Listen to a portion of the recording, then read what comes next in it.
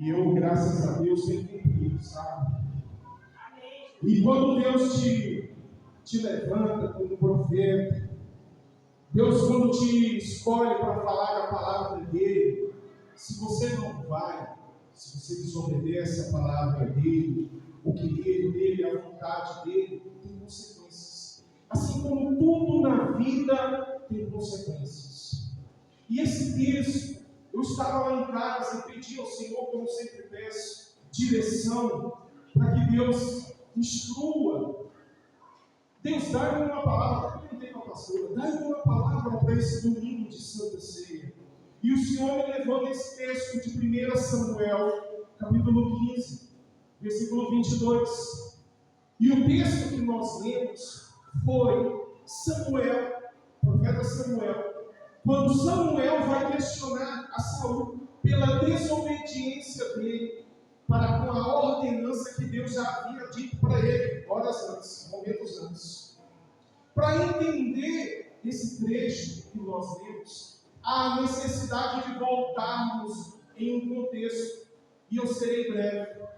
Para poucos, quem não conhece, será relevante saber. Deus, por intermédio do seu profeta Samuel, recebe a mensagem do Senhor, Deus vivo, e Deus disse a Samuel: vai ao encontro de Saul. Diz ele que os amalequitas, inimigos do povo de Deus, devem ser espreitados, vigiados, exterminados. Homem, mulher, idoso, criança que mama, animais, todos, sem exceção de nenhum, exterminados ao fio da espada. E eu, o Senhor, Deus, ordeno e assim quero. E o texto vai dizer que Saul, realmente no início, ele pega e vai fazer a direção de Deus, dada por intermédio do profeta Samuel. E o texto, a Bíblia vai dizer que quando Saul vai ao encontro dos amalequitas, ele os espreita, se esconde, os espreita, espera uma oportunidade e ataca e os persegue. E a Bíblia vai dizer que Saul tem vitória, tem bom êxito nisso. Ele, Saul, contrariando a vontade de Deus, captura o rei Agag, prendendo-o, e para agradar ao povo de Israel, seus súditos, escolhe, deixa que o povo pegue o melhor do boi, o melhor da vaca, o melhor dos espólios. O povo pega o que é melhor para si e pega e leva para Israel. E Deus chega em Samuel e diz: me arrependi de ter escolhido Saul. Eu me arrependi de ter ungido Saul como rei. E Samuel clama a Deus e fica naquela, intercedendo, clamando. E na primeira ocasião que Samuel escuta do retorno de Saul, Samuel vai ao encontro de Saul. E chegando lá, Saul diz assim: eu fui fazer a vontade do Senhor e fiz, mas porém, para agradar ao povo, eu resolvi capturar Agag, que é o rei dos amalequitas, compreende até aqui? E trouxe também os espólios, deixei eles pegar. E aí o profeta Samuel diz para Saul assim: o que o Senhor agrada mais, Saul? Sacrifício, ofertas ou obediência? Será que Deus se agrada de gordura de carneiro? Ou se agrada de um coração temente e obediente? O que mais Deus agrada, Saul? E aí o profeta diz assim para Saul: pois a rebelião é como o pecado da feitiçaria, e a obstinação obstinado. Conhece alguém obstinado de coração? Em algumas traduções está, e a teimosia é como a iniquidade e idolatria. Como rejeitaste a palavra do Senhor, ele também rejeitou a ti como rei. E eu fiquei me perguntando e meditando nessa palavra que o Senhor me deu. Mas primeiro eu fiquei pensando, quem são os amalequitas? Quem foram os amalequitas? Os amalequitas foi o primeiro povo inimigo de Israel, do povo que saiu do Egito. Esses amalequitas, a Bíblia vai dizer que eles se espreitaram, se esconderam de um povo do povo de Deus que tinha acabado de sair do Egito, um povo que estava cansado, vulnerável, exausto. Eles se esconderam e de forma traidora, de forma covarde, eles atacam o povo de Deus pela retaguarda.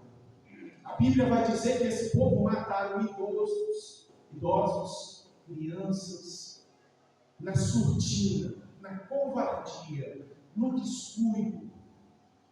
E Deus jura vingança contra esse povo, contra os amalequitas. E a Bíblia ainda vai contar, que para vencer essa batalha, essa guerra, Moisés, que era o líder na época, sobe ao monte, começa a interceder, coloca Josué, olha Josué entrando já, olha o nome dele começando, coloca Josué na frente de batalha do exército, e Moisés ensina a interceder. Josué, nesse início, começa a aprender que vitória não depende só da sua estratégia. Vitória não depende só da sua força, do seu braço, da sua capacidade. Aí Josué vai entender que para ser um líder, depende primeiro da direção de Deus, da orientação de Deus, da vontade de Deus, do querer de Deus, da obediência a Deus. E aí Moisés intercede ao povo, para que o povo tenha vitória contra os amalequitas. E a batalha é feroz, é fugaz. E a Bíblia vai dizer que Moisés começa a cansar o braço, e o braço vai ficando pesado, não é mesmo? Quem conhece a história, aí vem duas pessoas, dois irmãos, suspende o braço de Moisés. Moisés se assenta na rocha. Aquela rocha está aqui essa noite, é Jesus, aleluia. E aí o texto vai dizer que ali foi uma batalha travada, custosa, foi um longo período, mas Deus dá vitória ao povo de Israel. Só que aí os amalequitas não são assim exterminados. A Bíblia vai dizer ainda que Gideão vai enfrentar esses amalequitas, esses inimigos declarados de Deus. Gideão conta que os amalequitas são tantos que eles são comparados aos enxames de gafanhoto, de tanto amalequita. Depois a Bíblia vai dizer, quando Davi, por um breve momento, que ele por descuido, está na batalha para ele volta, os amalequitas vêm, saqueiam os soldados, pegam as mulheres, os filhos, do exército de Davi, e pega para quem tiver. Então percebe que os amalequitas, desde o início, é um inimigo declarado do Senhor. Há estudiosos, teólogos, que vão dizer que os amalequitas é a nossa carne. Simboliza a minha carne, a sua carne, o seu querer, as suas vontades, espiritualmente. Então, assim, os amalequitas é um povo rebelde, adoradores, idólatras, um povo odioso, odiado por Deus. Deus mandou exterminar os amalequitas. Vem da linhagem de de Esaú. É um neto, filho de Esaú, é neto de Esaú, isso. Então, assim, são parentes, longínquos, né, de Jacó, mas é um povo que, se Deus teve a preocupação de não deixar contaminar, chegar ao povo de Deus, tamanho o cuidado, o zelo de Deus para com esse povo. Nesse primeiro momento, compreende o contexto, porque eu quis tratar, porque que Deus nos levou a essa passagem. Esse é o contexto. E aí, Deus manda o seu profeta ao encontro de Saul e diz: ei, chegou a hora de acertar as contas com os amalequitas. Assim como eles fizeram com a gente, assim você vai fazer, Saul. Esse é o seu teste de obediência. Vai lá, mata todos eles ao fio da espada. Não deixa crianças, não deixa mulheres, não deixa homens, não deixa animais, não deixa bois, não deixa nada. Extermina tudo, mata tudo, destrói tudo. Porque essa é a minha vontade, Saul. Só que Saul é um rei populista. Saul é um idólatra, um rebelde. Sabe qual? Se rebelou, se rebeliou, se debandou da palavra de Deus, virou as costas a Deus. Deus vai dizer isso na palavra dele. Quando Deus vai dizer e tratar com Samuel: Saul virou as costas para mim. Compreende a seriedade e o quão grave é quando viramos as costas diante da vontade suprema de Deus na minha vida e na sua? Compreende isso? Quão terrível é passar por cima da vontade de Deus. É algo que irrita, causa ira de Deus. É abominável, é abominação, é terrível. E os amalequitas representam o nosso querer, a nossa carne. Só que algo me chamou a atenção: ao pecado da rebelião. E ele é comparado ao pecado da feitiçaria. O profeta disse para Saul. E aí eu fui estudar sobre esse tema. Eu fui aprimorar, eu fui aprofundar sobre isso. Um feiticeiro, por que as pessoas praticam feitiçaria? O feiticeiro, ele faz feitiçaria porque ele busca um meio alternativo de poder. Eu busco poder, mas um poder que está longe da vontade de Deus. Eu burlo isso, priorizo a minha vontade longe da vontade de Deus. Eu quero fazer da minha forma, do meu jeito. Então o feiticeiro, ele é comparado ao rebelde. O rebelde não faz de acordo com a vontade dele, foi Saul. Saul quis fazer da vontade dele. Deus disse: faça dessa forma, Saul. Mas ele foi feiticeiro. Não, eu quero fazer da minha forma. Há outros meios. Eu vou agradar o povo, eu vou priorizar o povo. E assim o profeta Samuel diz para ele: Saul, o pecado da rebelião é comparado ao pecado da feitiçaria. Eu substituo a vontade de Deus pela minha vontade. O feiticeiro, ele busca burlar, manipular o mundo espiritual, não é isso? É ou não é? Quer alcançar, quer destruir o casamento da fulana de tal.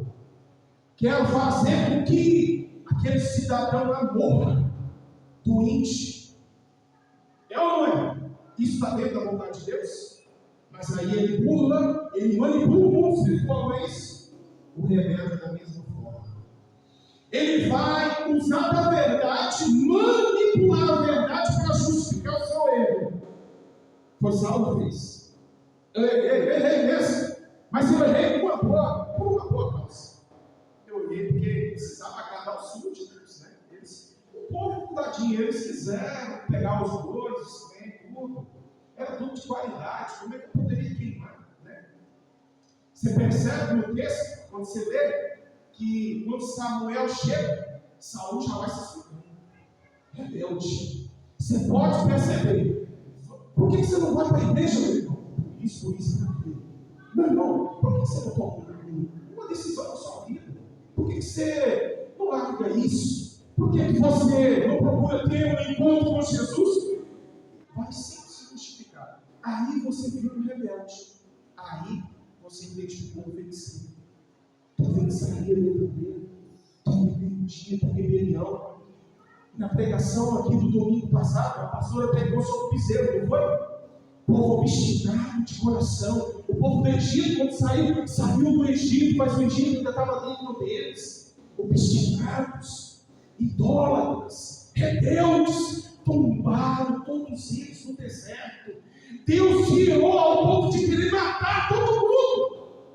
Tamanha rebeldia, rebelião, provocavam a ira de Deus constantemente. E assim, meu irmão, a rebeldia, a desobediência, a rebelião é feitiçaria. Deus equivale, Deus iguala esse pecado terrível ao pecado da feitiçaria.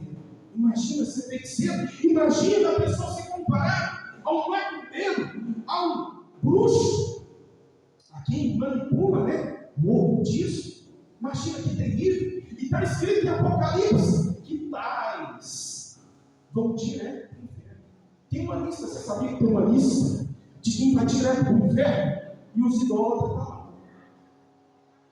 Idolatria no coração, rebeldia, rebelião, sabe o que é verdade, sabe o que é certo, mas ainda é teimoso, obstinado. Obstinação é teimosia, está na Bíblia. É teimoso igual um jumento, é teimoso igual uma mula.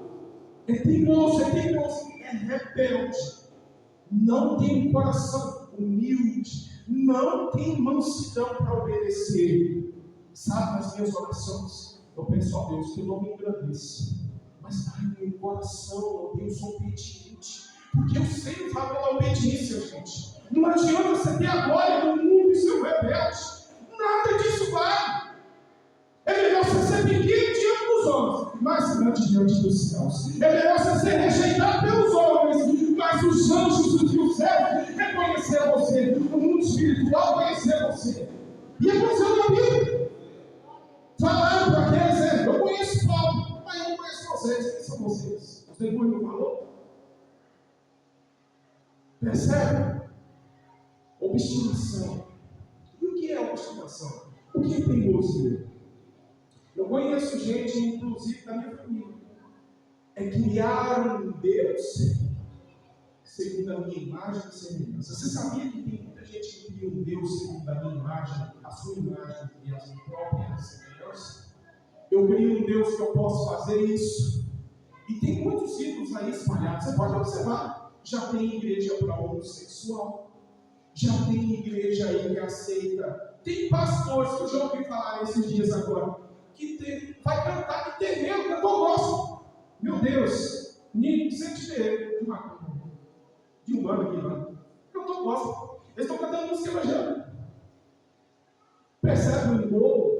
Percebe a obstinação? Percebe o tempo que a gente está vivendo? Não é brincadeira, meu irmão. E percebe, e eu vou dizer uma coisa para você: o foco não é os que estão lá fora, porque os que estão lá fora, o que importa é o diabo, já estão em cima do muro mesmo.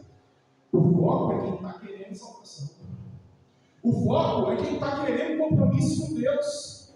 O foco é daquele que está ali, engateando, está indo. Ele sabe ali, ele está vendo, ele tem a visão de Cristo, ele está se esforçando. Mas o diabo está ali, às espreitas, igual os amalequitas, escondidos nas espreitas, doido para caçar uma brecha, doido para ter uma oportunidade para derrubar, para te atingir, para lançar certo, para turbar sua mente, seu coração.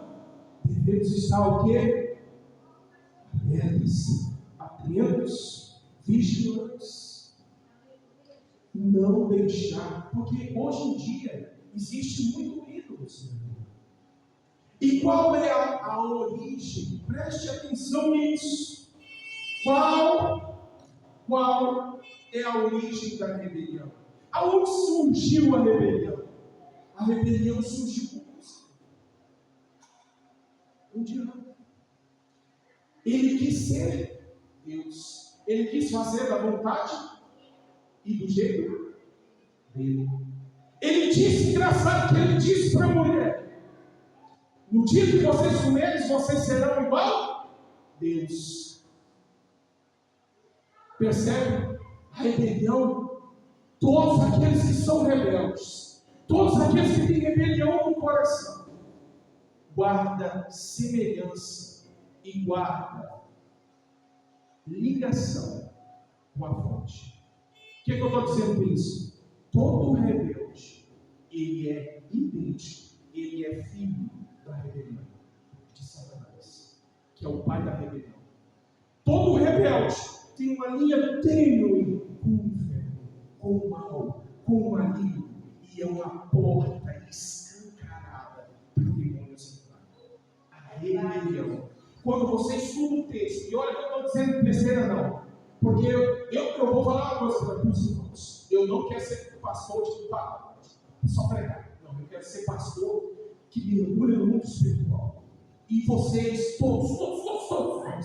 Porque o mundo espiritual, Deus guardou para mim e para você. Você não é carne. Primeiro você é espírito. Porque Deus soprou nas suas narinas. Depois você é alma. Por último, você é carne. Não é carne não, existe na carne, alma espiritual não. Você é espírito. Porque o Espírito Todo-Poderoso soprou em você, nas suas narinas. Compreende isso? Compreende, Senhor? Então assim, a rebelião nos afasta de Deus. E é algo terrível. Terrível. E os que praticam a rebelião, a teimosia, guarda semelhança com o Pai, com a fonte, que é Satanás. Isso é terrível. Um ídolo no coração é tão ofensivo a Deus quanto o ídolo.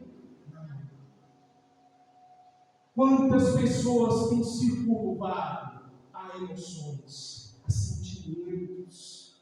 Quantas pessoas têm andado por essa caminhada? Eu não ia pregar isso, irmãos. Eu tinha outra mensagem. Mas quantas pessoas, os jovens hoje em dia, como são visados, meu Deus? Quantos ídolos tem aí fora e tem tomado o coração de muitos? Paixões infames, festas, bebidas. É um negócio agora é no chá, é hospital. Ídolos, isso é ídolo. É um bezerro de ouro hoje na nossa geração. Não se iluda.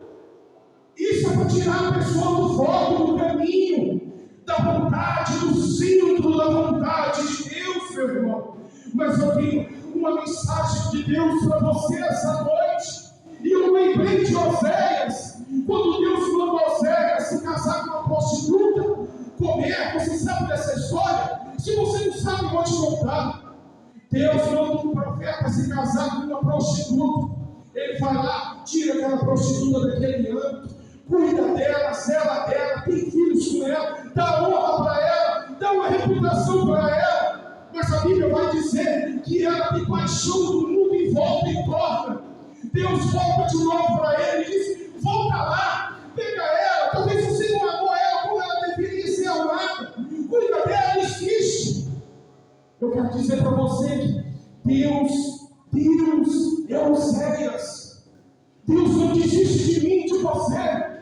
Mesmo que você se prostitua, mesmo que o homem, negue a Cristo, mesmo que o homem caia, Deus ainda está lá, tentando parar igual Oséias. Deus não desiste de você, meu irmão. Não importa os seus erros, não importa as suas falhas. Deus não desiste de você. E está escrito na palavra dele. E ele, firmou uma nova aliança, uma aliança com sangue. Essa aliança é aqui que nós vamos celebrar essa noite. A solução para mim e para você. Não importa quantos pecados a gente tenha ou já fez, não importa o passado. Deus tem algo para mim e para você. Há esperança para o homem.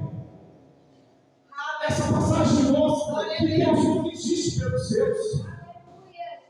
Sabe, Oséias viveu isso para mostrar para o povo de Israel que estava rebelde.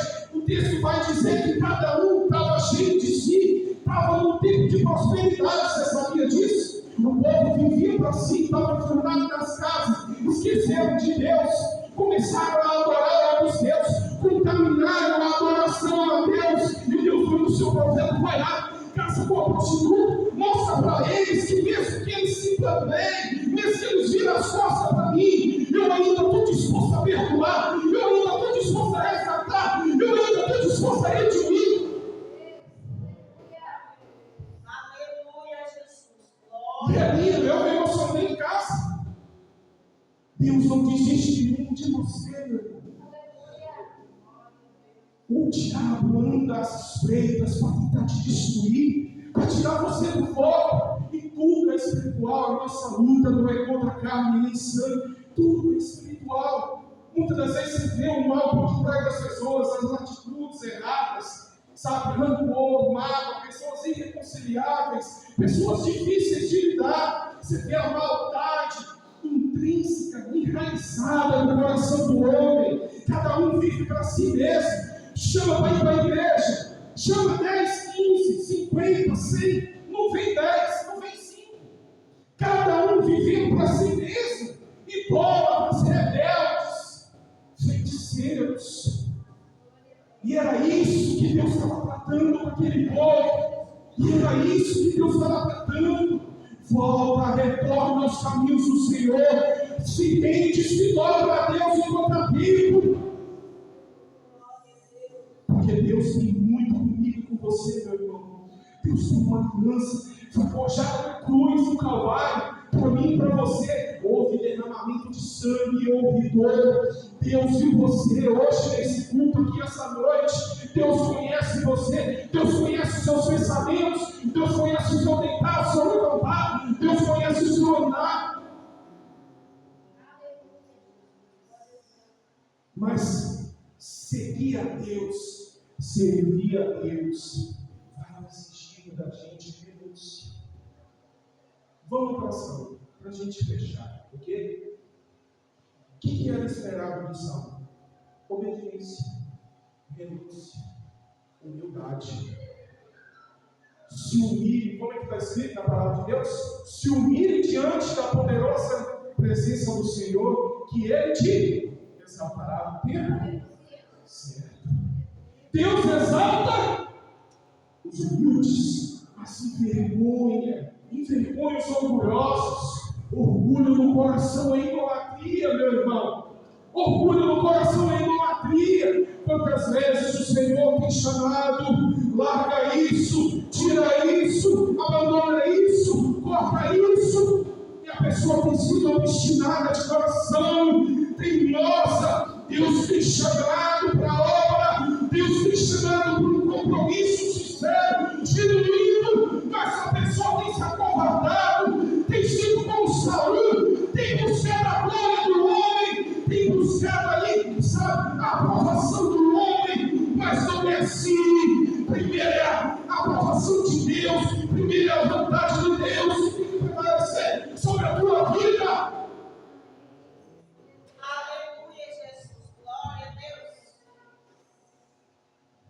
Nossa mente em segundo lugar.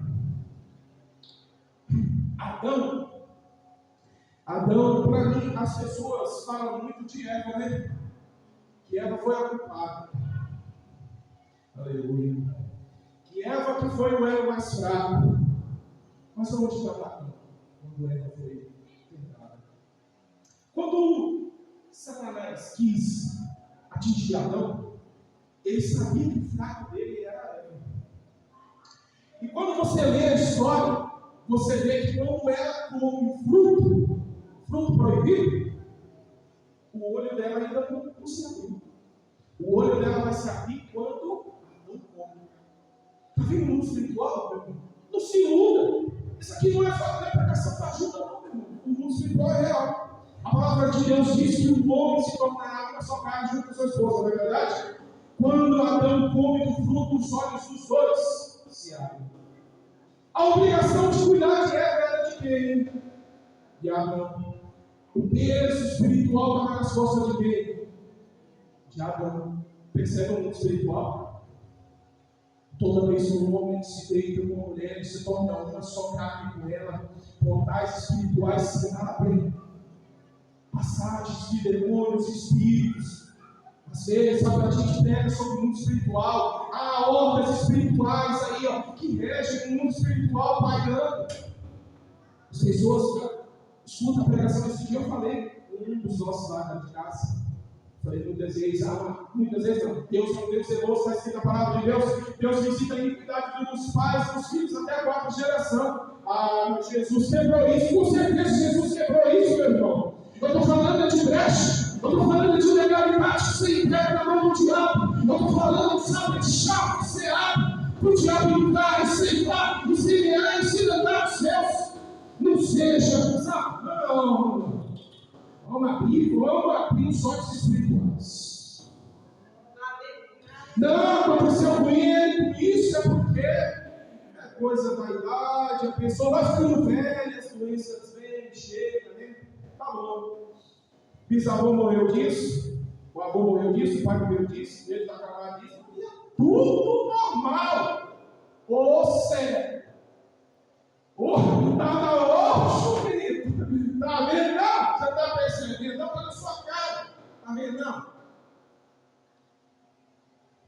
Rebelde, teimoso. Rebelião no coração. Palavra ministrada, mas é difícil com mexões no ouvido. Tem palavra que é doída, né? Desce, mas que desce engasgada, entalada, né? Mas é isso aí. A obediência a Deus. Deus disse para Moisés assim, ó, ele coloca o monte Gerizim, né? O monte da bênção, o monte da maldição. Eu ia pregar sobre caminho, mas Deus me deu essa passagem. Se você escolhe o caminho da bênção, se você é obediente, boas coisas vão acontecer no seu lado. Deus promete colocar você no lugar de destaque. Só para começar, Deus te promete dar vitória sobre os seus inimigos. Seus inimigos vão se levantar, mas por 7 caminhos eles fugirão da tua presença. Se você obedecer, o irmão cantou aqui, se obedecer a voz de Deus. A gente canta, não canta? Mas é lá fora que a batalha é travada. É a renúncia da carne, é os amalequistas. O amalequita é o nosso orgulho, é a nossa vontade. É quando você coloca a sua vontade acima do querer de Deus, a vontade de Deus. E cuidado, a amalequita destrói. A amalequita mata. A carne mata. A amalequita mata, as paixões matam, os ídolos matam. A adoração a deuses estranhos mata. Mas a obediência a Deus te dá vida. Obedecer é vida. Desobediência é morte. Porque o salário do pecado é a morte. Compreende isso, irmãos? Compreende isso? Para fechar, os irmãos precisam ler. 1 Coríntios. Eu vou ler, presta atenção, certo? O título é Aviso contra a Idolatria. E tem muita pertinência. Olha como é que Deus fala, em tudo se encaixa. Aviso contra a idolatria. Além disso, irmãos, eu não quero que ignoreis que todos os nossos pais estiveram debaixo da nuvem, e todos passaram pelo mar, e todos foram batizados em Moisés, na nuvem e no mar. E todos comeram do mesmo alimento espiritual e beberam todos de uma mesma bebida espiritual. Porque eles bebiam da rocha espiritual que os seguia. E a rocha era Cristo. Mas a maioria deles, Deus não se acaba, pois ficaram estendidos no deserto, mortos, caíram no deserto. Ora, essas coisas foram exemplos para nós, a fim de não cobiçarmos coisas más, como eles cobiçaram. Nem sejais idólatras, como foram alguns deles, conforme está escrito. O povo assentava-se para comer e a beber, e levantava-se para se divertir. Olha para você ver, o povo do deserto comia do maná de Deus e depois se divertia, se demandava, fazia festa, ia para farra, para zoar. Nem cometamos fornicação, como alguns deles cometeram, e caíram em um dia 23 mil. Nem tentamos a Cristo, como alguns deles também tentaram, e foram destruídos pelas serpentes. Nem murmureis, como também alguns deles murmuraram e foram destruídos pelo destruidor. Ora, todas essas coisas lhe aconteceram como exemplos, e elas estão escritas para a nossa admoestação, sobre quem os fins dos séculos está chegando. Aquele, pois, que pensa estar em pé, cuide para que não caia. Ó o alerta. Não vos tem sobrevindo tentação que não seja comum aos homens, mas Deus é fiel, o qual não permitirá que sejais tentados acima do que sois capazes, mas também com a tentação fará um caminho para escapar, para que sejais capazes de suportá-la. Portanto, meus amados, foge da idolatria. Agora está mais fácil, né, para entender a idolatria. Foge da idolatria. Eu falo para homens sábios, julgai o que digo. O cálice de bênção que nós abençoamos não é a comunhão do sangue de Cristo? Esse cálice que a gente vai abençoar não é a comunhão do sangue de Cristo? Paulo diz, porque nós, sendo muitos, somos um só pão e um só corpo, porque todos somos participantes de um só pão, ou seja, somos a igreja é o corpo, né? Compreende? Estou entendendo, né? Vede a Israel segundo a carne, não são os que comem dos sacrifícios participantes do altar? Aí Paulo fala, olha para Israel, esses sacrifícios e fazem parte do altar, e faz a comparação. O que eu digo então? Que o ídolo é alguma coisa? Ou o que é oferecido em sacrifício aos ídolos é alguma coisa? Mas eu digo que as coisas que os gentios sacrificam, eles sacrificam aos demônios e não a Deus. E eu não quero que tenhais amizade com os demônios. Paulo fala isso. Não tenha amizade com demônios. Não tenha aliança com demônios. Não podeis beber o cálice do Senhor e o cálice dos demônios. Não podeis ser participantes da mesa do Senhor e da mesa dos demônios. Provocaremos o ciúme do Senhor? Somos mais fortes do que Ele? Paulo diz. Compreende isso? Quão grave é a idolatria, meu irmão? Quão grave é a desobediência? Quão grave é colocar a minha vontade acima da vontade de Deus? Compreende isso? Glória a Deus, louvado seja o Senhor. Vamos cear. Convido os irmãos a se colocarem de pé. Quem for segurar a ceia, se apresente. Quem quer fazer? Prefiro? Se o irmão Reinaldo quiser puxar o hino.